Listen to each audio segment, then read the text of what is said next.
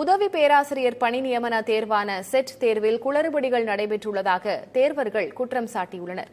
150 கேள்விகளில் 50 கேள்விகள் தவறானது என்றும் கூறியிருக்கிறார்கள். இதன் பின்னணி என்ன? விரிவாக இந்த தொகுப்பில் பார்க்கலாம்.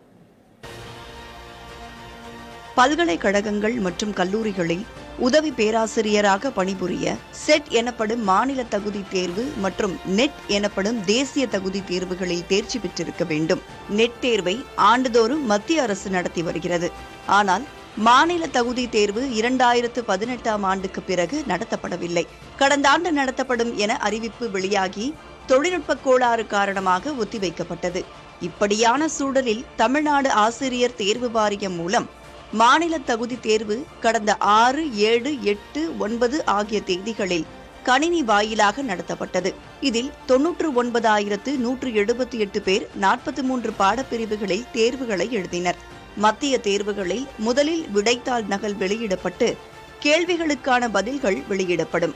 ஆனால் மார்ச் 13ஆம் தேதி கேள்விகளுக்கான பதில்களை டிஆர்பி வெளியிட்டது. மார்ச் 15ஆம் தேதிக்குள் ஆட்சேபனை தெரிவிக்க வேண்டும் என்றும் தெரிவிக்கப்பட்டது.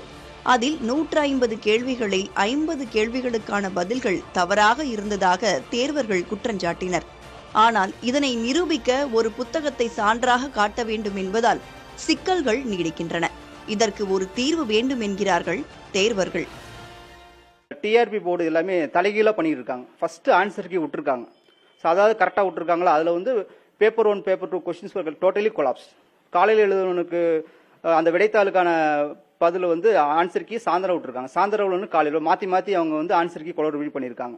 ஸோ மொத்தம் ஆக்சுவலாக மேக்ஸில் மட்டும் 40 கொஸ்டின் சாலிடாக ஆன்சர் கீ வந்து தப்பாக கொடுத்துருக்காங்க. கொஸ்டின் கரெக்டு, 40 கொஸ்டினுக்கு ஆன்சர் கீ தப்பாக கொடுத்துருக்காங்க.